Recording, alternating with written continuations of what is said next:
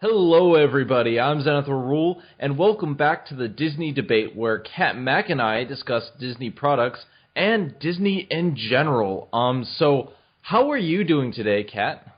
I'm traumatized because you made me Yes. watch a movie that scared me as a child, and I hate you for it. You bastard. But no, uh, I'm doing pretty well. Um, yeah. yeah, I watched Pinocchio again, and yeah, it was again a nice little nostalgia trip for me, though I'll say a rather terrifying one at that. Yeah, uh, it was a trip down memory lane, and oh god, before we really get into it, what is your first impression after seeing this? I mean, I don't know how many years it's been since you've seen it, but considering that you said it traumatized you in the past, hmm. probably been a long time.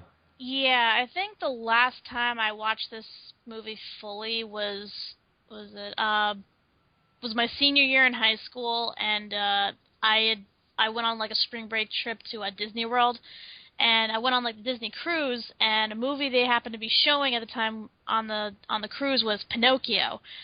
And watching it again, I realized there was a lot of adult stuff that I hadn't noticed the first time, but then I got to certain scenes that scared me as a child, and they still scared me. So it's safe to say that I really haven't watched it again since then. And then when I realized that I had to watch it for this podcast, I'm like, oh jeez, oh sweet Jesus. Like I tried to be brave, I tried, and it is just. Let's put it this way: when I was a kid, I was a huge wuss.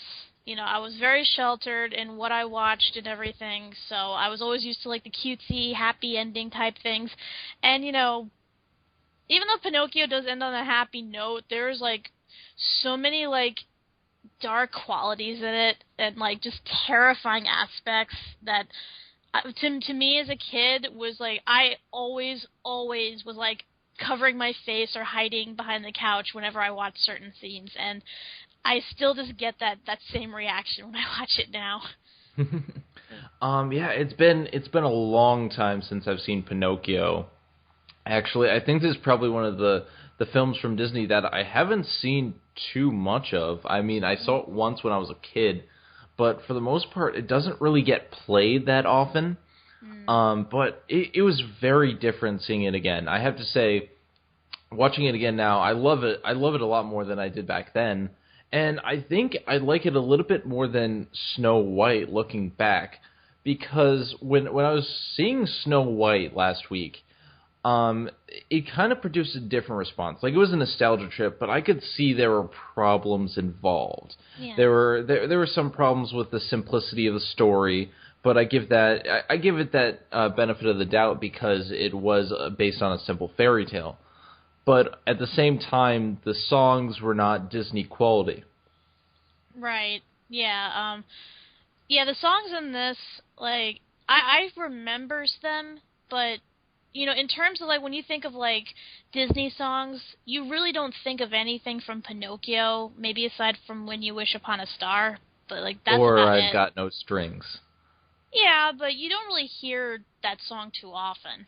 hmm And in these days, like Disney really didn't set out to be a musical type company. They didn't produce musicals that often. Like even Snow White, I don't really consider it a musical. I don't really consider Pinocchio a musical because most of it is just like kind of small little themes that get played throughout, but they're not major songs that like Disney would do later on. Right. Well, what was it? According to Paul, what constitutes as a music movie would be a minimum of 6 songs, and Five. well, I thought he said 6. He said five, but then he let it slide for the Wicker Man. Ah, okay. All right. So I guess you could count them as music movies then, because there is like 5 total songs in each movie.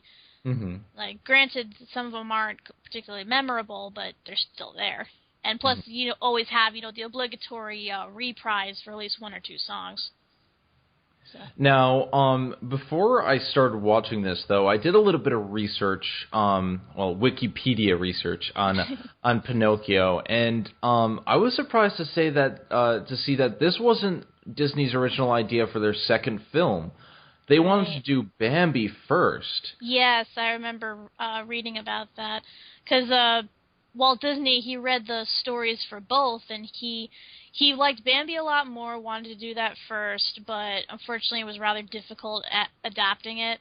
So it wasn't until 1942 that they got that out on the big screen. Right. And it just so happens that Pinocchio came out first. Mm-hmm. Unfortunately, Pinocchio was not the box office hit that Walt Disney wanted. Because, a lot of people praise this as one of his better works, and even just looking at the amount of awards it won for, like, Best Original Score and Best Original Song and When You Wish Upon a Star, it did get a lot of accolades, but then again, this was the heart of the Depression. True. And World War II was just starting up. Yeah, so of course, trying to buy a movie ticket, that was pretty much a luxury at that point. Something that a lot of people couldn't afford. Plus, I also kind of think it was also the marketing of it, because where you had with Snow White, that was sort of geared more toward adults, with the somewhat adult princess and the adult dwarves, whereas Pinocchio was about a little boy. So obviously and they were Pinocchio had a very different direction about it too.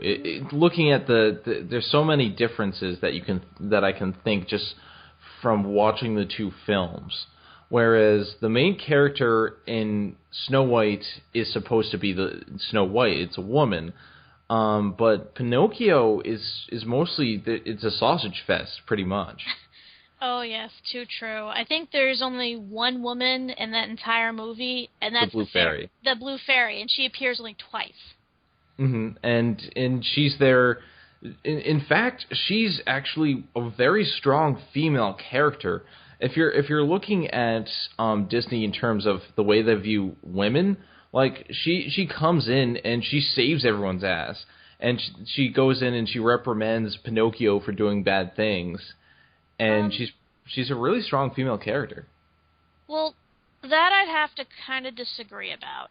I mean, yes, she's very proactive. She's the one who sets this whole thing in motion with bringing Pinocchio to life, and then later helping him out when he's in trouble. But the thing is, like, in terms of personality, there's really nothing there. She's basically a nice fairy. Yeah, that's true. And also, when you think about it, like, in terms of Disney, with their famous fairies, like the fairy godmother from Cinderella, or the three fairies from Sleeping Beauty, when you think of famous fairies, the Blue Fairy really doesn't come up that often, if at all. And I think a big problem with that is that, well, for one, she has a limited role, but you notice that she has a different type of animation about her. Yeah, she's the most realistically drawn one out of every character in that movie. And they did her using rotoscoping, which is why her lip flaps do not match up that well at all. Yeah, she looks like she's barely moving her mouth half the time. And it's actually kind of weird when you see her next to, like, say, Jiminy Cricket or Pinocchio, because it looks really off. It's like they did two different styles of animation, tried to combine them, but it was like a big mess. I know really Walt Disney was entirely against rotoscoping. He was entirely against that type of animation. Right. But I think what got to him was the budget, because this Pinocchio cost him twice as much, or almost twice as much, as Snow White did in terms of the money it took to produce it. Well, and and Snow White itself was a shitload of money, so I can only imagine how bankrupt he was after this movie, especially since he didn't get as much back as he did with Snow White. Yeah, and it's a shame because, I think it's much better in terms of a lot of different things, but let's start off with the plot. The plot of Pinocchio is a lot more fleshed out than Snow White was. I have never read The Adventures of Pinocchio, which this is based on, but I have to imagine that there's so much more involved in that story than the typical fairy tale, because it's not a fairy tale, it's really a children's book. Right. Well, from what I've read, different versions of Pinocchio, and I believe for the most part they do stay fairly faithful to the books. I think maybe some of them are a bit more dark and a bit grotesque than like the movie is, because what was it? I know at one point I believe the two that the Honest John and the cat, like their human counterpoints actually do get killed at some point in the books. Oh, geez. Yeah, I believe they were trying to go toward Pleasure Island, but the weight of the gold that they got from selling off Pinocchio weighed them down and sunk their boat, and they both drowned. At least that's in the one version that I heard. That's the dark version. Yeah, pretty hardcore. Right off the bat, one thing I really noticed in Pinocchio, and one thing that they were probably striving for, is that this is where Walt Disney first started with his moral center. You saw it a bit in Snow White, but this is where he tried to, put the conscience be your guide, and all what it takes to be a good boy. And that is pretty much the point of The Adventures of Pinocchio, only the book is a lot darker. But the basic gist of the story of the movie is that you have a little wooden boy is granted to Geppetto because he wished upon a star, and he's been such a good person that he deserved some kindness. Yes. From... And other versions that I read is that Geppetto was also the only man in town that was empathetic toward the children. Because in some versions they have it where the town is full of, I guess you could call them jackasses, and that they treat their kids more like annoyances that they have to put up with rather than, the next generation that they should be, training for, and basically exploit them for their own purposes, like overcharging them with candy and stuff. And Geppetto was like the only adult that actually treated them with kindness and gave them like free toys that he made and all that.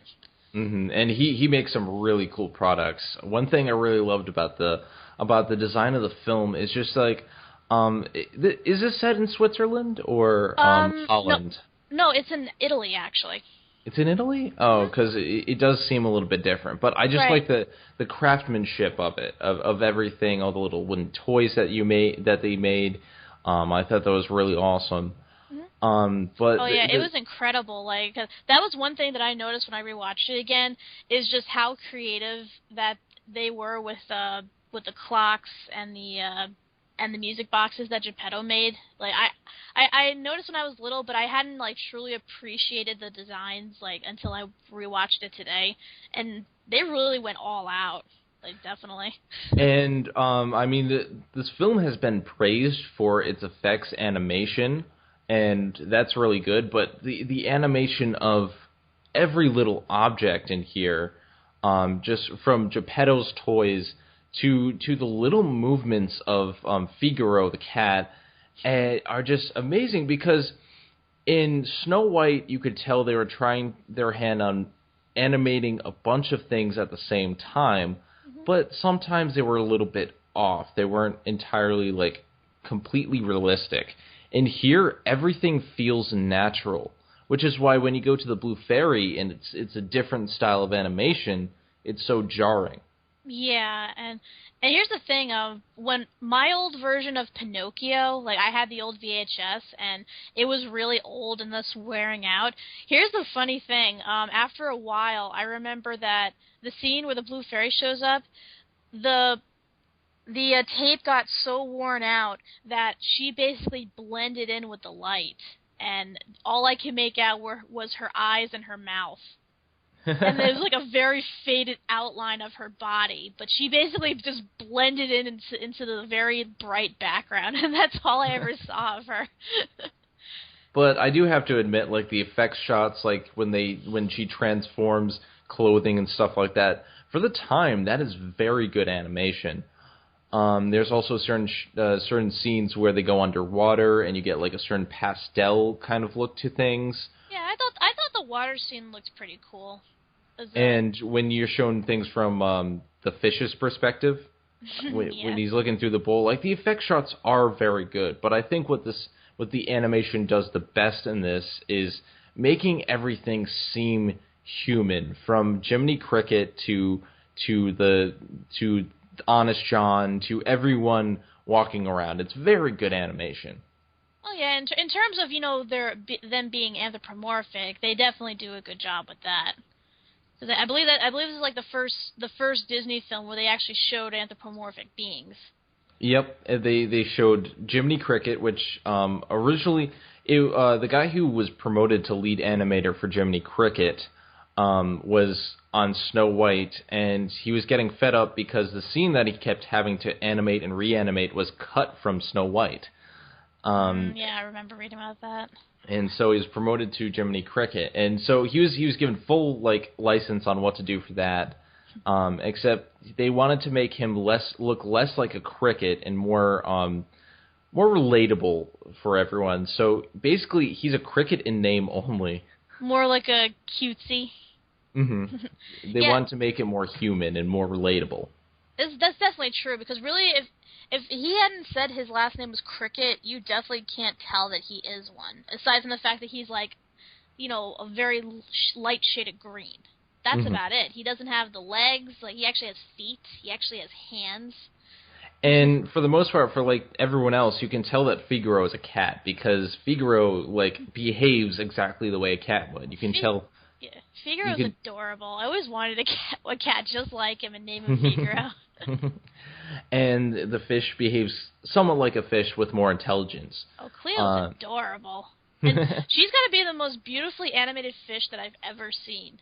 Seriously, it's like they took a woman and made her into fish form, and she's just beautiful to look at, especially with her transparent tail, and her bright eyes, her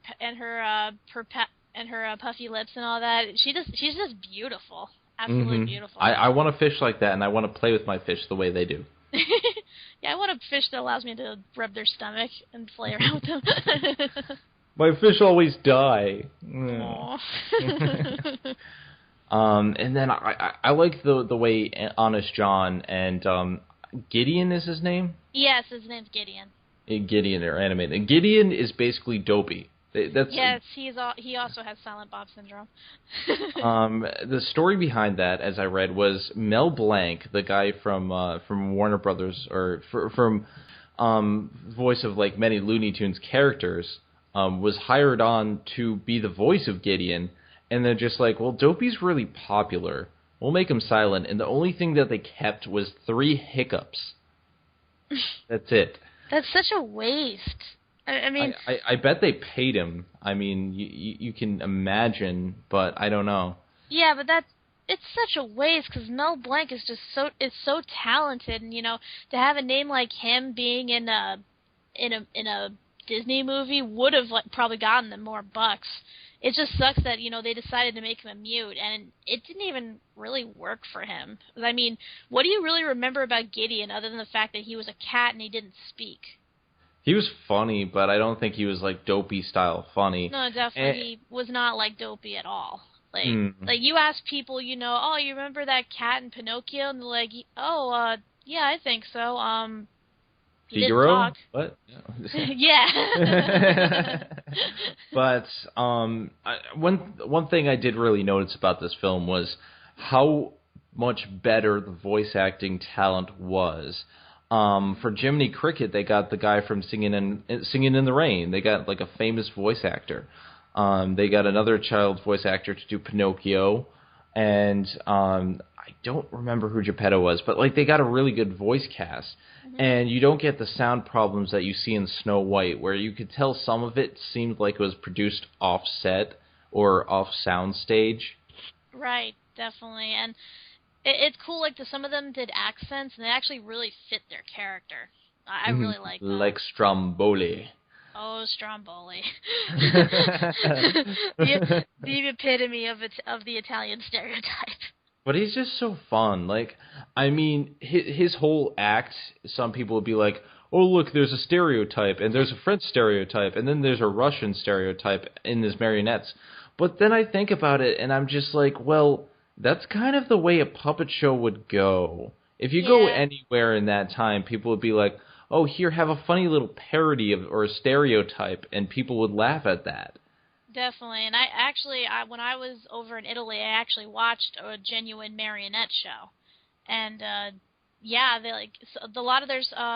a lot of their marionettes were, of course, stereotypes, but just to show who they were and what they were, but they were very, very well done, and actually the one I watched was actually a bit gory. Like you see, like marionettes getting their heads chopped off, getting sliced in half. It was pretty cool. Like I said, that's why I'm pretty sure this takes place in Italy, because their marionettes are just so well done, and the performances that the actors do with the marionettes is so good and so funny. And I love, my favorite part is when the Russian dudes come on and they do that dance. Yes. So awesome. That's like the best part of that scene. I'm just like, yes. The other thing I like about Stromboli is how he switches back and forth between being terrifying and hilarious, and for some reason it just works. Like, you can tell he's a money-grubbing jerk, but at the same time, maybe if he toned it down a little bit, he'd be a good guy. Like, he does, people want to make an honest living, and he does seem to have a sense of humor about him, but at the end of the day, he's a bad person.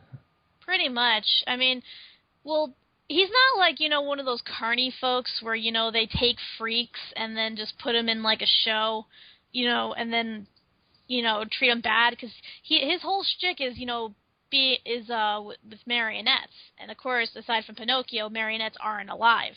So, there's really no reason he would be an abusive person. I guess it's just his case with Pinocchio, just because, he realized he had a good act, and the act was going to potentially leave him, so he just got really greedy and just, kidnapped him, basically. And for the most part, it's a wooden boy. Like, who's going to miss this thing made of wood? Exactly. So to him, he's probably not technically alive. He just happens to be a puppet that can speak. So probably didn't cross his mind that, I'm actually kidnapping a young boy. Wow, that which would bad. Raise certain alarms. But yeah, going back to the story. The story is a bit more fleshed out than you see from an early film at that time, or early animated film, where you have it's mostly about Pinocchio learning about the world around him and learning what is right and what is wrong. And it all really pretty much comes back to this idea that if he does good things, he'll become a good boy. And he's trying to follow in the footsteps of pretty much Geppetto, because Geppetto was good enough to have his wish granted. Right. And in terms of Pinocchio, though, I know, his desire is to become a real boy. That motivation does seem to get lost at times. Well, he is pretty new to the world. He doesn't know a lot of things that are going around him, and he's naive. He's pretty easily led off his path. He's much like a child is when he's when they're that age. I know, and I believe he was being naive, the first time he meets Honest John and Gideon, and they're telling him, oh, you want to accomplish something. Oh, here's the easier way to do it. Of course, the kid is gonna want to go for the easy route. But here's the thing where he switches from naive to stupid. It's where Jiminy meets up with him and, explains to him, hey, these guys are bad. They're going to lead you down the bad path. I'm your conscience, so I know what I'm talking about. So just tell them, thanks for the offer, but I really need to go to school.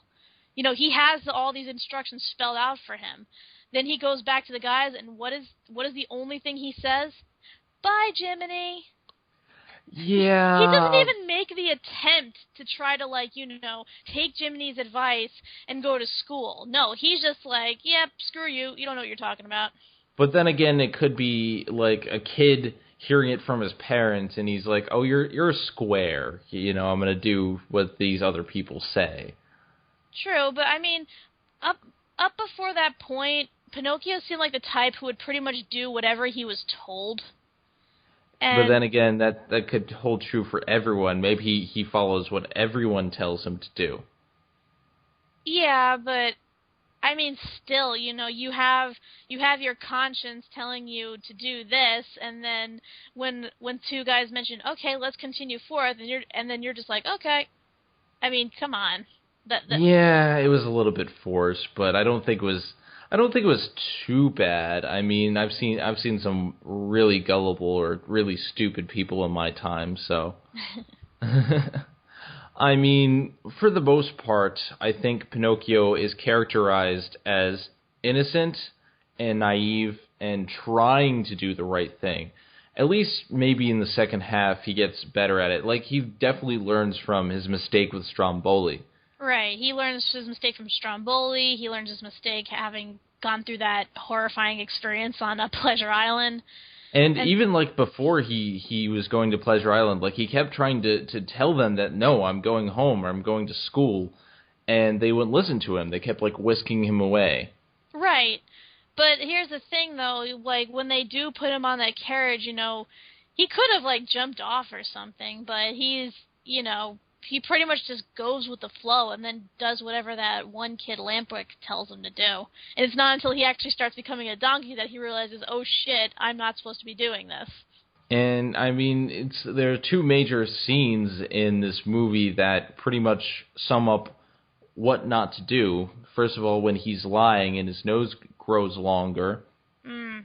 You But see, then also when he goes and does bad things and becomes a donkey, it's just these things that, it's played out that you shouldn't do these things if you're going to be a good person. right. And actually, I had an opinion about the whole nose growing scene. I personally think that, the movie could have done without it. I believe that was really shoehorned in, as a, lesson to teach the kids about lying. Because think about it. The whole scene is that Jiminy finds Pinocchio locked up in a cage in Stromboli's wagon. He tries to break him out by fiddling with the lock. It doesn't work, so they're pretty much, giving up because they don't know how to escape. And then Blue Fairy shows up and sees that they're in trouble, asks Pinocchio what happened. Pinocchio lies for some reason. And he does it again when he sees Geppetto. And yeah, that is kind of shoehorned in. Yeah, but here's the thing. More so than the other part. Yeah, but here's the thing. His nose only grew like that in that scene. That never happened again throughout the movie. So Well, he only lied twice during the film. If you recall, there's one scene with Geppetto, and then there's a scene with the Blue Fairy. what scene with Geppetto was that? It was when they're in Monstro, and he was asking him, "Oh, like what happened to you?" No, but he didn't lie though. He didn't tell him what happened. That's true. He was embarrassed by what he had done, and then Geppetto's like, you know what? Never mind. I'm sure you learned from it, whatever it was. Because even if he did lie, his nose obviously would have grown. But the only time you ever see it grow was the first time when he lies to the Blue Fairy, and that's the only time. And then once he realizes, oh, I shouldn't lie, that's when the fairy sets him free. Now, I personally think that you could have cut that entire scene out, and nothing in the movie would have changed. Nothing would have been lost either. Exactly. You could have made it so that Jiminy found Pinocchio, he unlocked the lock, they escaped out of the wagon, and head home. I mean, really, what would have been different? Not much. I mean, the Blue Fairy got a little bit more lines, but that's about it. Pretty much. I mean, I guess that scene just solely existed just to give her more screen time. And yeah, maybe to enforce this no lying thing on kids. Yeah, to impose a moral, which should have been obvious from the get-go. I mean, they already had some really strong moral backing from the very beginning of the film, and this is a scene that I really love. Is when the film first starts out, and you hear "When You Wish Upon a Star." And I know a lot of people don't like this song because they say it's just a false hope. It gives people the idea that just wishing for things will make them happen so they don't have to do work. But in the very first part of the film, when the Blue Fairy appears, she's like, "You've been a good person, you've done enough, so now your wish is granted." They clearly show that it's not just wishing, it's being a good person, doing good things for other people, and then wishing for things will be good for you. Right, but really that only pertains to the movie. That doesn't pertain to the song, because nowhere in the song does it say, be a good person, wish on a star, and your dream will become true. Nowhere in the song does it say that. But it is worded like, it's not worded, oh, when you wish upon a star, everything is going to happen good for you. It's your desire may be granted to you. I think, I can't remember the exact wording, but I don't think it's specifically meant to say, oh, just be lazy and things will come to you, just wish for them. I think it's more about have high hopes and be optimistic for things and have a goal, have a wish for something to happen, and you can make it happen by simply willpower. Yeah, and actually, me and my friend were joking before while we were watching the scene where Geppetto makes his wish. Where he's wishing for a real boy. We're thinking, why doesn't he wish for a wife? That way he can make his own boy. That's true. Because seriously, like you think a man like him, who's pretty much into elderly mode at this point, would want more companionship than to raise a child. So. That's true, but then we wouldn't have the story of Pinocchio. We'd have the story of Geppetto and wife. Yeah. I'm just saying, that would have been a more practical wish from someone his age. So maybe that's just me. Now, I know you didn't like the songs of the film as much as I did, but let's go through the songs and see what we think of them individually. Now, I'm really fond of "When You Wish Upon a Star." Walt Disney used that as his flagship song for a long time, and it won several awards. And one thing I really like about it is, if you notice, it starts up with a chorus. It's like it's not just one person singing the song. Right. It's an entire chorus of people leading into Jiminy Cricket singing it. Right. Well, here's the thing. I worked in Disneyland, and whenever I went over to the Magic Kingdom, their firework display at the end of the night, they close it out to "When You Wish Upon a Star." And hearing that version, and then the movie version, I actually like their version a lot more because they actually have the appropriate singers for it. Because the reason I don't particularly care for that song is just because I don't particularly care for Jiminy Cricket's singing voice. Yeah, I mean, Jiminy Cricket individually does not have the best singing voice, but for the most part, he isn't the one singing, and a lot of this is in chorus, which is what I liked. I like how it wasn't just relying on the talents of one person. Like in Snow White, when she opens up and it's just her singing, I'm just like, this is underwhelming. Yeah. But Pinocchio opens up as this song is playing, and it's not just one person singing it until they zoom into Jiminy Cricket. So I think that gave it a much better opening feel to the film. Yeah, it's a good opening and closing song. I'll give it that. But for the most part, I like later modern renditions of it better just because, if you hear some of them, how soulful some of the singers get when singing it, it is truly inspiring. Mm-hmm. Just in this case, the original version, I thought they could have done better. We actually gotten an actual singer to, sing it along with the chorus. It probably would have helped it a lot more. Yeah, I mean, they probably didn't have a lot of funds to get singers at that time, but I mean, for what they did with it, with the technology of the time, I thought it was pretty good. But yeah, modern renditions are a little bit better. Mm-hmm. The next song is "Little Wooden Head," which is pretty much Geppetto singing about how he wants to have Pinocchio be a real boy. Yeah, I think that's the most forgettable song in this entire film. And yeah, it's forgettable. I think it fits the film though, because a lot of these little songs, like, they're not very memorable, but they do set the tone. Like, you can imagine the time period you'd have, like, these little toy makers humming these little tunes. Right. Well, here's the thing. I do like the tune that goes with it. You know, like the cute little jaunty like dance. You know, where he's dancing with the puppet, and you hear all the musical accompaniment from the music boxes. That I liked. That I thought was cute, and you know, you could probably dance like, you know, a cute little jig to it. In terms of lyrics, though, like, I'll be honest, like, I could barely understand what Geppetto was saying. I don't know if it's just how he speaks or if, you know, that was the way the lyrics were, but I don't know. I couldn't understand a word he said. Like, aside from I think the lyrics are pretty much non-existent.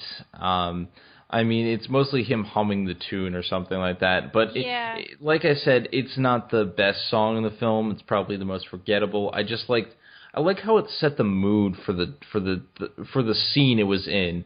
For, like, because he had just you can see all the clocks and all the little, like, toys making music. Mm-hmm. And it feels like, okay, we're in the shop. This is like a little song that a toy or a music box would make. Yeah, I think they were making it more as, you know, a musical piece rather than a song. You know, it's just, you know, they wanted to play this fun little musical accompaniment, and it just happened that Geppetto was humming along to it. So. And then we have Give a Little Whistle, which is my least favorite song in this film. Yeah, I mean, I liked it when I was younger, but hearing it again, it really doesn't do much. It's pretty much a spectacle song about Jiminy Cricket saying, doing the right thing. Like, just do the right thing, call me when you need help. And it kind of goes on a little bit longer than it should. It does. And on top of that, like, he says, you know, give a whistle and he'll come, but you see Pinocchio do it once later on in the film and he doesn't come. So that's he only whistles once. He doesn't call on him when Geppetto when Stromboli picks him up and he's in trouble. No, Jiminy finds him. Well, no, he whistles for him at first when he first got captured by Stromboli. He's, like, whistling frantically for him to come, but he didn't. And then later on, Jiminy, you know, decided, okay, I'm going to wish him good luck before he leaves, and then he finds him. So in essence, this song has no point because the whistle was not necessary. Pretty much. I mean, I can understand, you know, if maybe, you know, Jiminy was given, you know, magical powers by the fairy, you know, when she changed his clothes, so that way, you know, when Pinocchio was in danger, Pinocchio would whistle, and then he would magically hear it and go to wherever he was. I mean, that would have been cool. But, yeah, that would have made the film a little bit better, I think. Right, but nope. No, this song is just, you know, oh, just whistle me and I'll come. Oh, wait, never mind. So, yeah, we have two we had one rather forgetful song, one song that was really good, and Give a Little Whistle is just kind of bland. And pointless. Then we have Hi Diddle Dee Dee, An Actor's Life for Me, and this is a song that you probably heard a lot growing up. Oh, definitely. It's one of those songs that, like, it's a staple for children.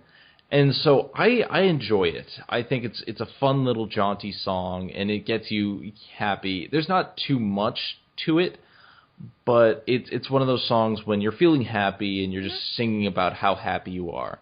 Oh, definitely. I mean, I definitely enjoyed this song, and in fact, this is actually my dad's favorite song in the movie. He used to sing it to me all the time, like, or if we went to go watch a movie or a show, he would instantly say, "On to the theater," and he'd start humming that song. Hi, diddly dee, let's go to the theater for me, or something like that. Yeah, I like that song. I do think, though, that they get a little lazy with it toward the end. Like, you can tell because he starts going da da da da dee dee dee dee da da, and then, you know, other characters start talking over him as he's singing. So, like I said, I think they started off with a good song, but then they just got lazy by the end because they didn't know how to end it. Because really, it doesn't end; it just, you know, stops. And it's reprised again. I don't think we needed the reprise, but it is kind of the theme song for Honest John. Yeah. Like, so maybe, I don't know. I don't think it was necessary for 2 times. Yeah, I don't know if you consider it like a villain song, because it really isn't. But like, I guess you can consider if there more was a villain song, that it would be "I've Got No Strings." Well, no. I really don't think I Got No Strings. That first of all, that's sung by Pinocchio. You know, the terms of a villain song is it's supposed to be sung by the villain.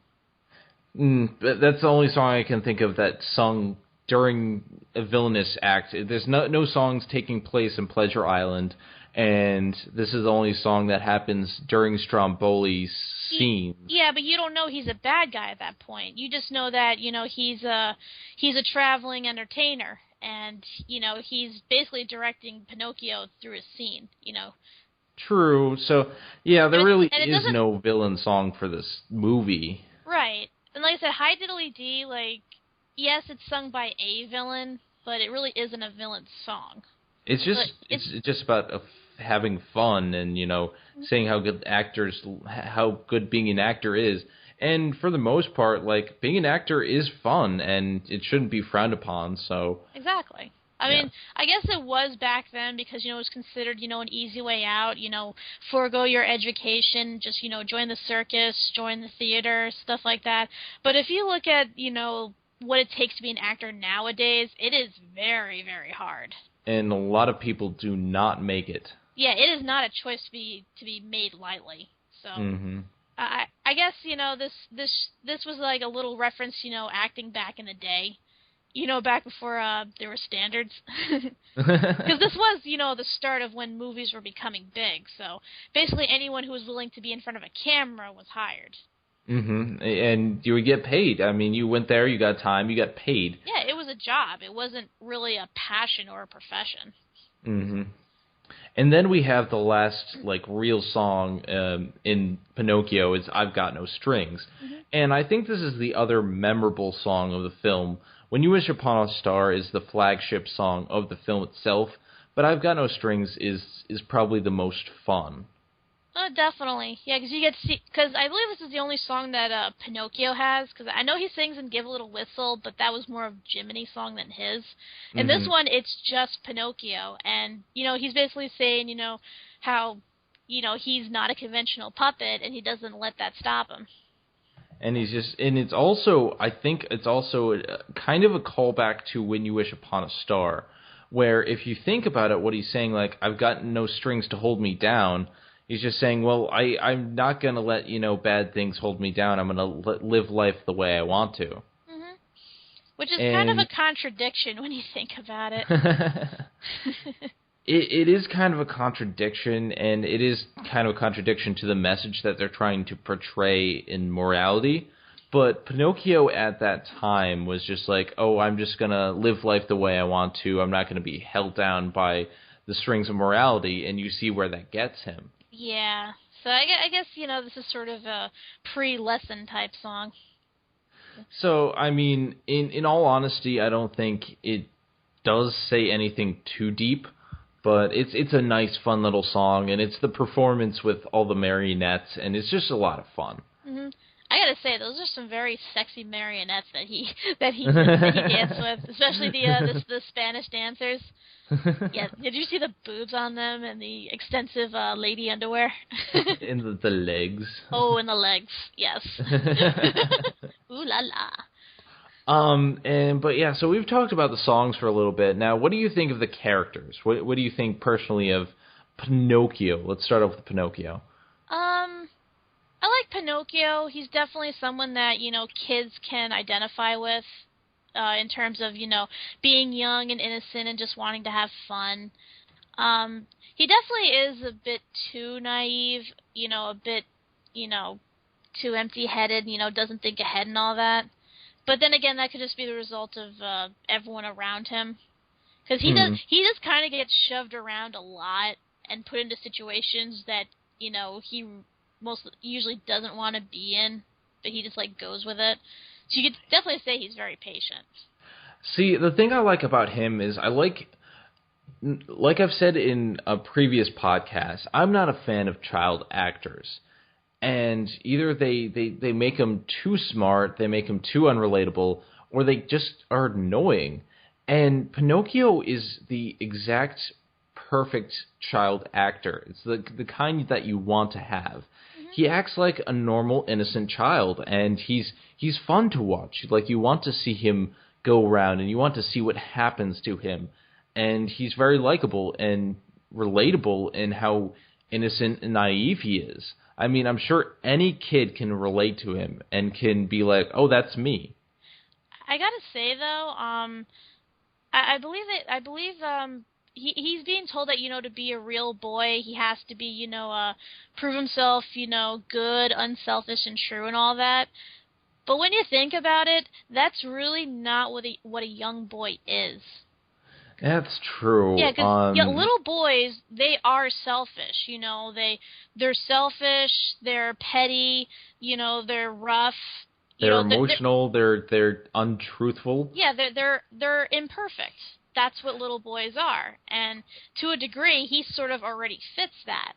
So basically, them telling him, to be brave, truthful, and unselfish is, them saying, "Oh, be the perfect, boy." And then I think what the film doesn't show is that, like, what they probably didn't have time to do, what they probably should have done with it is make the passage of time as he's growing up and have it over several years where he learns these lessons, and then when he's like somewhat a teenager or almost an adult, then he's ready to be a real boy. Right. Yeah, I believe that's what they should have done, because really, those are the characteristics more of a decent adult than a child. But then again, this is Disney trying to be This is Disney trying to become a moral compass. Mm-hmm. This is the first major film where Disney sat down and said, this is what we want kids to look up to. This is what we want kids to act like. And so we want to continue on with this. And you see this in a lot of their following works.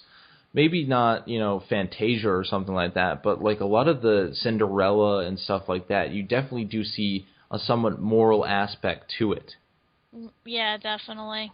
But, for the most part, though, I do like Pinocchio. I do like the lessons that, he does learn and that is conveyed to the audience. It's not... sometimes it seems like it's being shoved down our throats, but seeing how Pinocchio handles it and how he learns from it, doesn't make it, too obnoxious.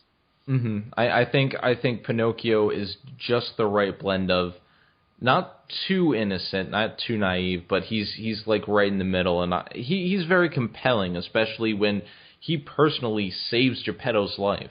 Mm-hmm. Yeah, at the end of the film. You definitely got to give him props for having a big set of balls with that, because seriously, he just he hears his father is inside a whale, and he just goes straight into the ocean and goes and looks for that whale. No second thought. So definitely give him props for that. Mm-hmm. And then, what do you think of Geppetto? Geppetto is actually surprisingly funny. It's because me and my friend were joking around, saying that, he's a lonely, perverted old man, he has all these, boy marionettes and stuff, and I know that's, a general thing that people like to make fun of him for, but I think he's a fun, loving old man, and like I said, I love his sense of humor. Like the one scene where every single clock in his workshop goes off at once to signal what time it is, and after looking around at all of them, he says, I wonder what time it is, and he takes out his pocket watch. And I like how there's the clock that has a drunken guy coming out, and then another one where the old woman slapping the child. Yeah, some of those are kind of violent and perverse. But the other thing I really like about Geppetto is he's very relatable. He's the emotional center of the film for adults and for most people. Like when Pinocchio is not coming home, he looks so dejected, and the look on his face is very well animated. You can get you can really get the gist of how sad he feels, the weight of his sadness, just from that one small scene when he's about to walk outside. And so he's a very sympathetic character. He's happy when he needs to be happy. He's sad when sad things happen. But he has a very good outlook on life. And I think the best example of this is when Pinocchio, like, he thinks Pinocchio is dead. Everyone's crying, and Pinocchio is like, "Hey, no, I'm not dead. I'm alive." And he's like, "No, Pinocchio, you're dead. It's okay."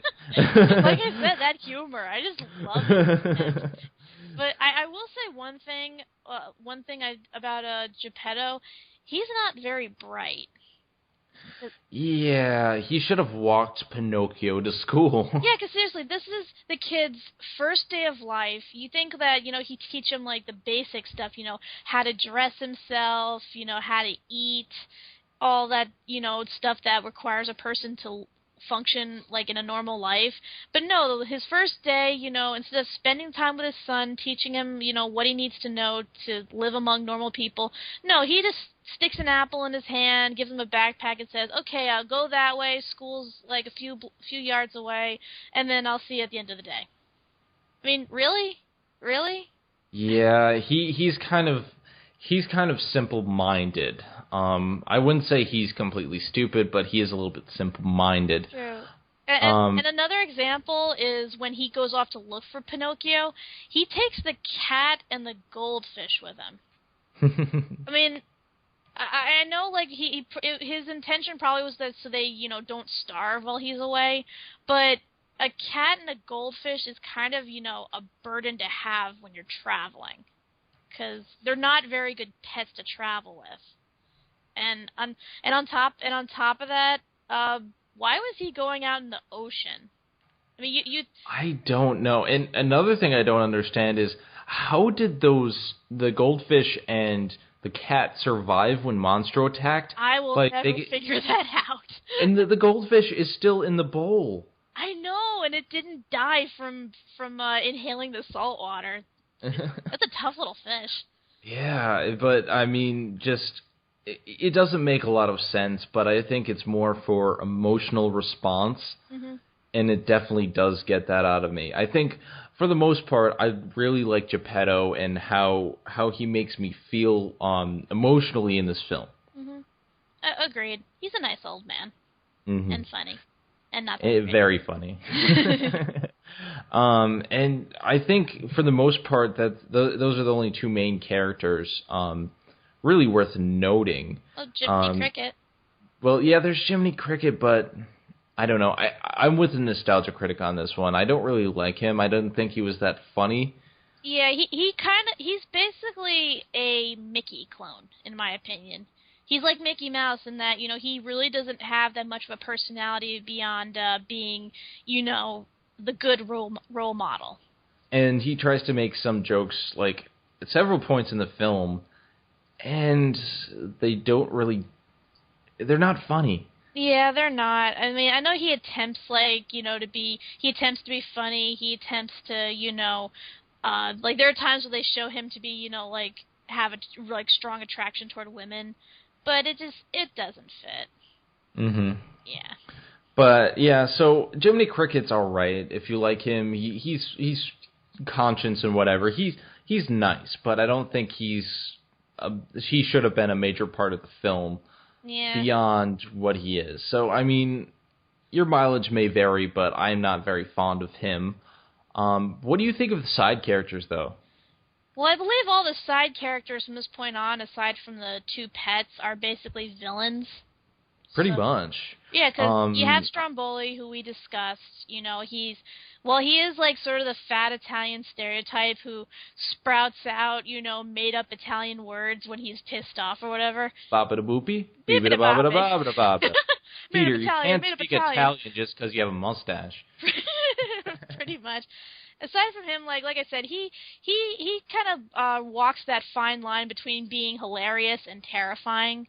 So it does make him, a memorable villain in that aspect. One that you could actually watch and say that, oh yeah, that guy's funny as hell, and also say that, oh my god, that guy scared me. So. Yeah, I really like Stromboli as a character. I don't think he's fleshed out too much. For what he is, he's very funny, and he's very fun to be around. And he is a little bit stereotypical and a little bit money-grubbing, but for the most part, I don't think he was a complete villain. Yeah. Especially because, when he leaves and he's gone from the film entirely. Yeah, pretty much. I mean, he doesn't cause much damage beyond, taking Pinocchio from point A to point B. I mean, That's it. And then next we have Honest John and Gideon, the only anthropomorphic fox and cat in this movie. I found them enjoyable. I definitely thought they were better than some of the other characters in the film. But for the most part, they don't do too much except for lead Pinocchio astray. Pretty much. Like Stromboli, they basically take him from point A to point B.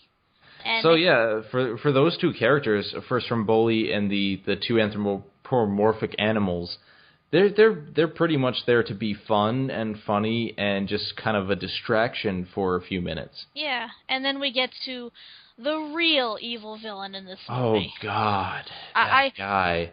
I'm trying to remember what this guy's name is. I believe he's just called the Coachman. Like, he doesn't actually have a name. But here's the thing. He is absolutely... Yeah, he's only called the Coachman. Yeah, without a doubt, he is absolutely the epitome of evil.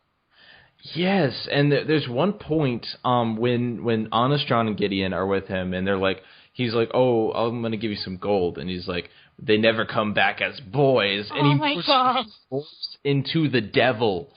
Oh my God. His face turns bright red. The grin on his face is... I'm like, I need a clip of the robot devil from Futurama to get me off of this nightmares right now. Oh my God, I still cannot watch that scene without turning away and screaming. It terrifies me to my core. That is like the most... That scene alone is what absolutely traumatized me, in terms of... Because that's when the film takes a really dark turn. Yeah. And that kind of took me aback. I didn't expect him to morph into the freaking devil, for one. But and then they go to the Paradise Island, where all the boys who do bad things get turned into donkeys, and you see them being enslaved just for being rowdy kids. Right. It's so creepy how he says it too. It's like, because they're asking what his plan is, and he says, "I'm looking for stupid little boys." And then he whispered the rest of his plan to him, which you can only assume is bad because of the look on Honest John's face. And Gideon's trying to figure out what the hell's going on. Yeah, and then, he mentions Pleasure Island, and suddenly Honest John is like, what? You're going to bring him there? Like, even he knows that this guy is fucked up.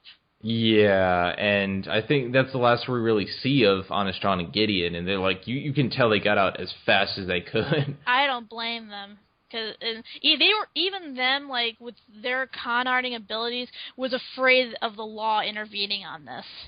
Yeah, they're simple con artists. I don't see them or Stromboli as being pure evil or being more than just misguided.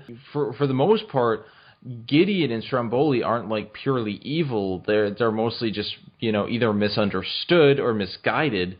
Whereas we have the Coachman is just simply like the epitome of pure evil. Right, because he does all these absolute evil things. He kidnaps boys on a massive scale. He brings them and I'm surprised how massive. You look at Pleasure Island.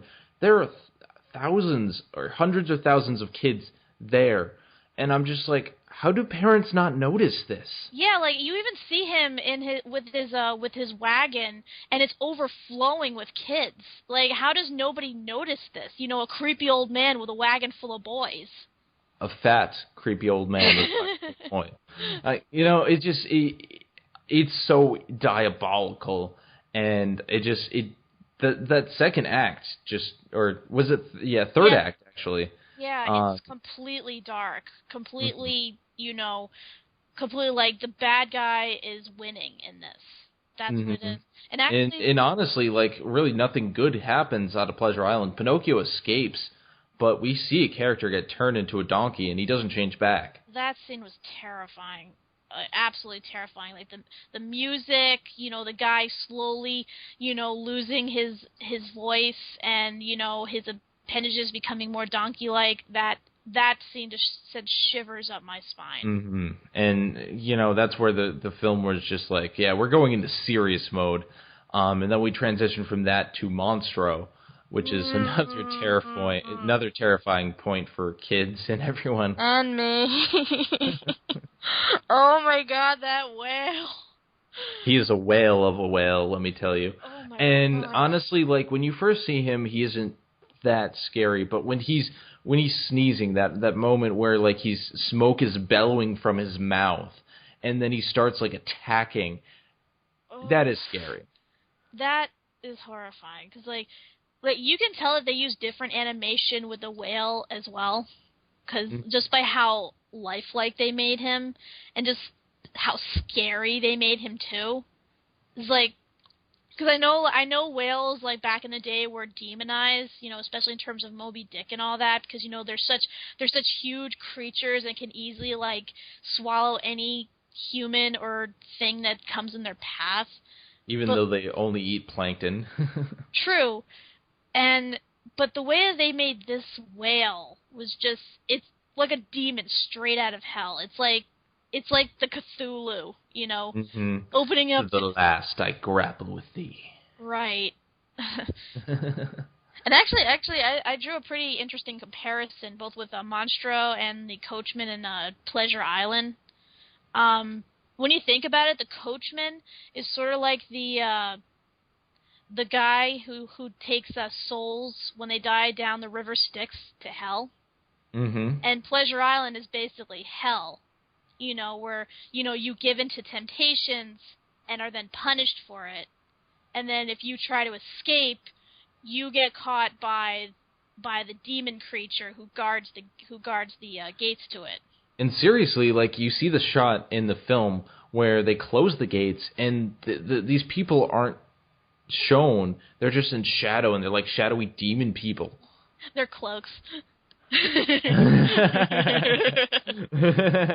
and it's like these are like not the conventional henchmen that you see Disney villains have. These guys don't have a face, they don't have a voice. They're basically just shadows. Around. They're gonna get you, and they're gonna bring you to the salt mines, and you're gonna work as a donkey for the rest of your lives. So you better be a good boy.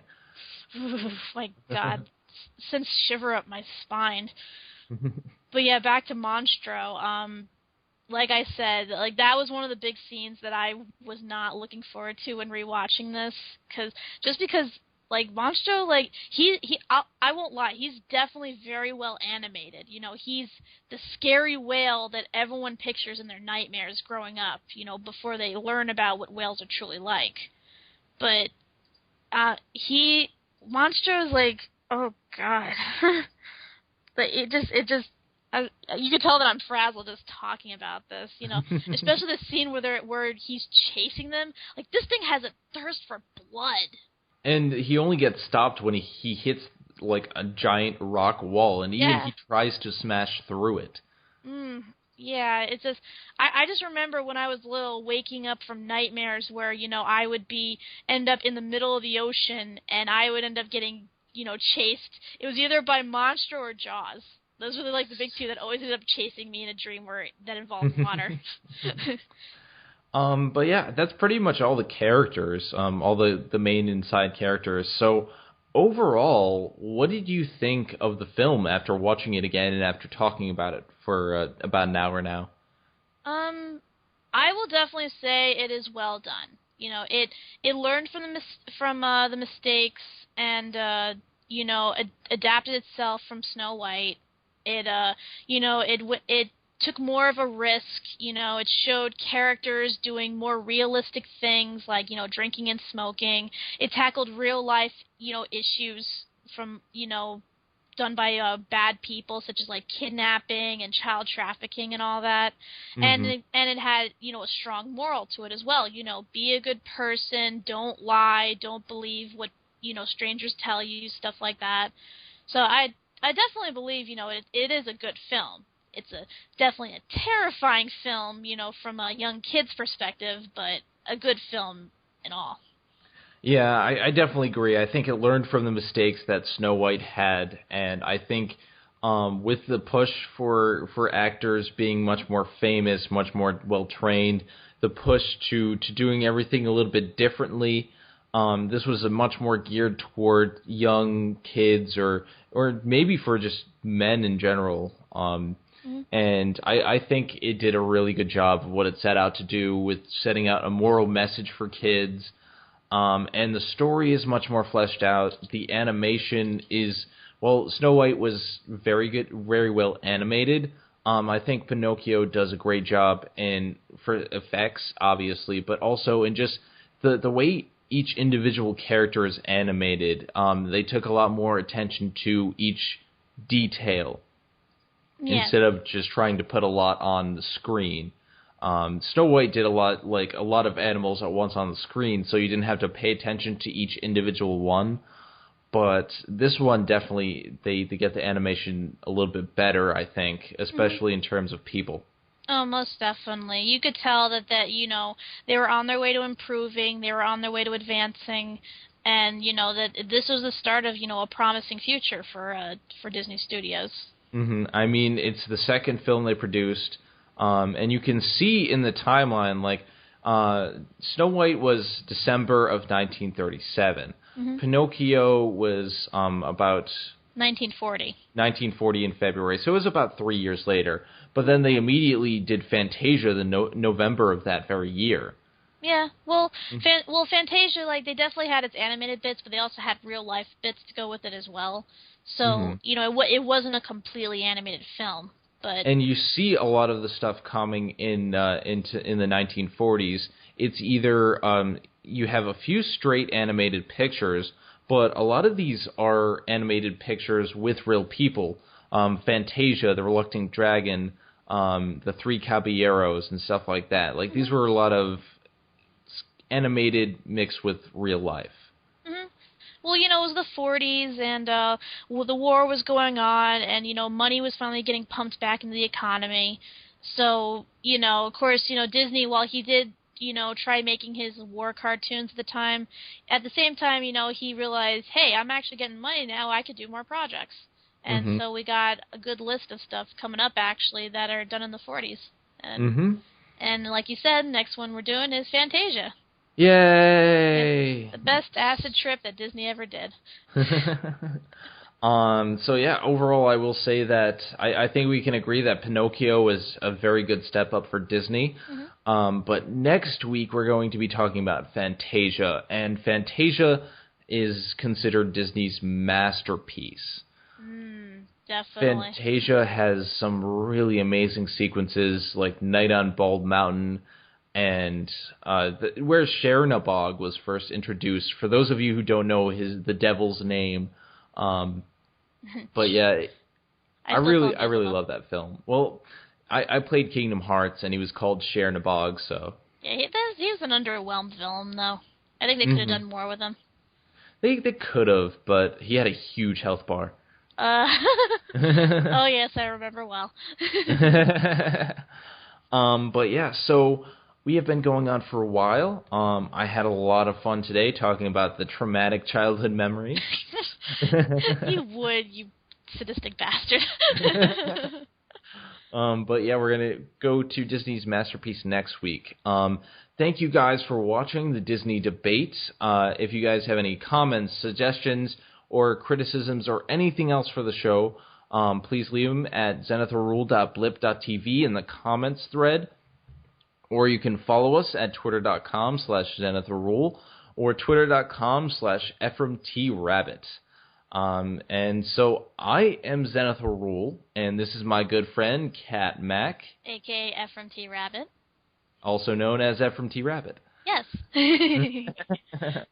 And we will be seeing you next time. It's TTFN. Ta-ta for now.